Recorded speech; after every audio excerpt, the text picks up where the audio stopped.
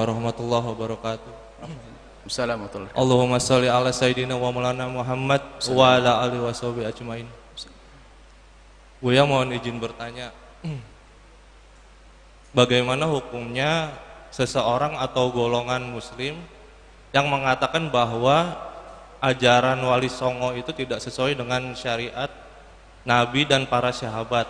Karena pada saat Wali Songo berdakwah itu menggunakan adat atau cara agama terdahulu yang disisipkan ajaran Islam. Contohnya seperti Sunan Kalijaga menggunakan wayang sebagai media dakwahnya. Karena menurut saya pribadi jasa Wali Songo itu sangat besar untuk mengislamkan Pulau Jawa. Wassalamualaikum warahmatullahi wabarakatuh. Waalaikumsalam warahmatullahi wabarakatuh. Wali Songo adalah manusia pilihan Allah Subhanahu wa taala yang dengan kelembutannya dan dengan kebijakannya dan dengan kecerdasannya Islam tersebar ke penjuru dunia. Cerdas, bijak, lembut, tidak menggunakan peperangan, tiba-tiba yang jadi menantu raja. Cerdas, dia bisa menangkap permasalahan. Maka kalau ada yang mengatakan ada yang nggak sesuai dengan syariat, suruh tunjukkan dulu dong yang mana.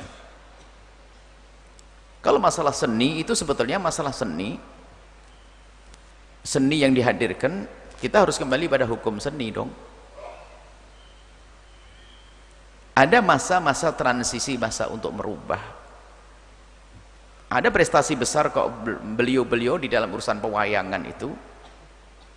Ada masanya pewayangan boleh digunakan pada waktu itu karena tujuannya adalah untuk dakwah.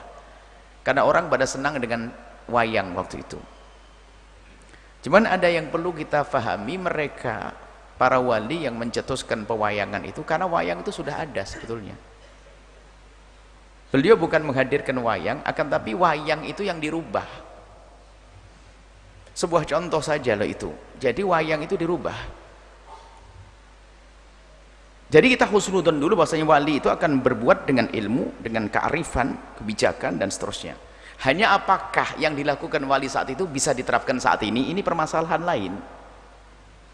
Jadi wayang itu adalah sudah ada, karena pada zaman itu adalah masalah Hindu-Buddha. Kepercayaan kepada dewa-dewi itu menjadi kepercayaan sudah di masyarakat mayoritas Indonesia saat itu. Dengan peninggalan-peninggalan Borobudur, Prambanan, sebagainya, itu kan ada hubungannya dengan dewa-dewi, sesembahan-sesembahan. Jadi kisah tentang Baratayuda, Ramayana, semuanya itu memang kisah dalam Hindu-Buddha ada. Kisah-kisah dalam agama-agama yang sebelum datangnya Islam itu ada. Dan itu sudah mengakar sekali. Dan orang awam diajak dialog, tidak semuanya faham dan tidak semuanya bisa. Akan tapi di saat mereka dibawa kepada satu cara yang lembut halus, kemudian mereka meyakini cara yang baru, secara otomatis keimanannya nanti yang terbangun. Contoh saja ini, bahwasanya di dalam dunia pewayangan itu ada namanya dewa, dan kita tidak boleh percaya adanya dewa, syirik. Tapi bagaimana dalam dunia pewayangan kok dewa masih diadakan? Tapi dewa yang dalam pewayangan Islam yang disebutkan itu bukan dewa-dewa yang diyakini oleh agama-agama itu. Kenapa? Disisipkan oleh Wali Songo dengan seorang tokoh atau beberapa tokoh yang mungkin Anda pernah dengar istilah Punokawan, Semar, Nolo Gareng, Petruk dan Bagong, kan begitu. Lah Semar itu dianggap sebagai dari bangsa manusia. Semar itu dari bangsa manusia. Tanpa disadari mereka itu ternyata itu dewa itu kalau ribut tanyanya kepada manusia. Sebetulnya ini dihilangkan supaya tidak mengagungkan yang mana dewa-dewi. Dewa ini kalau sudah ribut itu Narada sama Betara Guru, kalau sudah ribut semuanya nanti turunnya kepada manusia. Ini sebenarnya kan direndahkan tanpa sadar, sehingga nggak ada lagi dewa. Kenapa? Kalahnya sama manusia. Ketemu seorang Semar yang bijak, beres. Itu langkah awal untuk menghilangkan bahwasanya dewa itu nggak bisa dituhankan. Ini sebuah contoh saja. Akan tapi ini adalah marhalah, satu fase, satu masa dakwah zaman itu. Dan memang Allah itu akan mengirim ulama setiap zaman seperti Nabi Allah kirim setiap zaman sesuai dengan zamannya. Waktu itu dunia pewayangan jago. Bagaimana syair-syair mereka, Sunan Bonang dengan syair-syairnya yang Masya Allah sesuai dengan zamannya. Hanya apakah hari ini Buya Yahya harus main wayang, itu kan babnya beda. Ini cerita yang beda. Cuman gini loh cara membangun husnudon semacam itu. Biarpun setelah itu dunia pewayangan masih terus berkembang, akan tapi lihat, ini sebagai sarana saja bagi mereka untuk memindahkan, sehingga tidak semua ulama bisa ndalang kok. Tapi yang perlu ya difahami bahasanya itu meruntuhkan tentang keyakinan tentang dewa-dewi. Tentang dewa-dewi. Baik, ini sebuah contoh saja. Maksudnya banyak hal yang dihadirkan para ulama-ulama dalam berdakwah itu adalah indah dan penuh kebijakan. Mereka orang-orang besar, arifin billah. Berkat ketulusan mereka, lihat dakwah tersebar. Anda punya kakak itu adalah beriman karena mereka para wali songo, organisasi ulama yang indah ini, ya. Jadi gini, kalau memang ada orang mendustakan, kalau memang ada kesalahan satu dua dalam cara, memang mereka bukan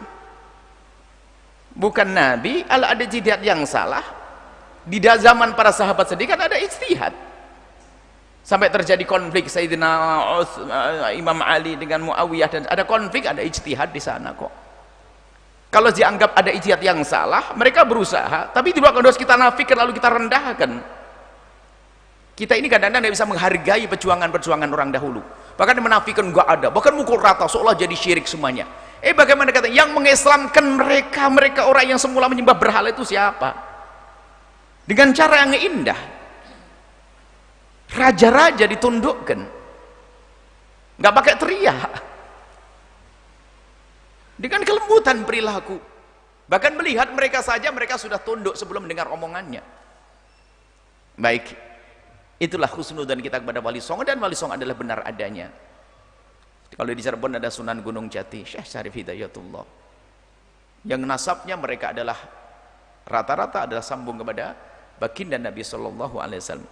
Ada orang yang berusaha menafikan, dia tuh bingung kalau menafikan. Terus tanyakan, kalau ada menafikan, nggak ada Wali Songo itu bohong semuanya. Baik.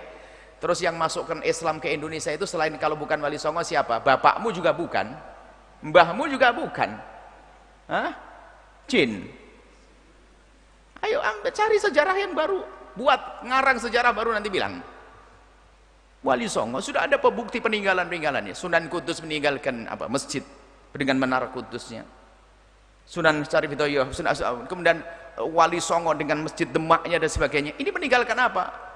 Bukan meninggalkan berhala, bukan, wahai ahli iman.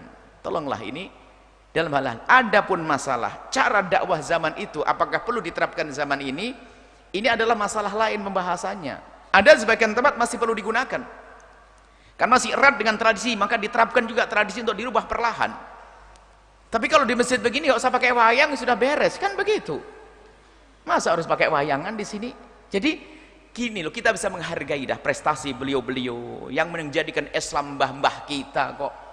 Kalau enggak tuh barangkali Anda mu'alaf hari ini baru, kalau bukan mereka. Masya Allah ya, tolonglah hargai mereka.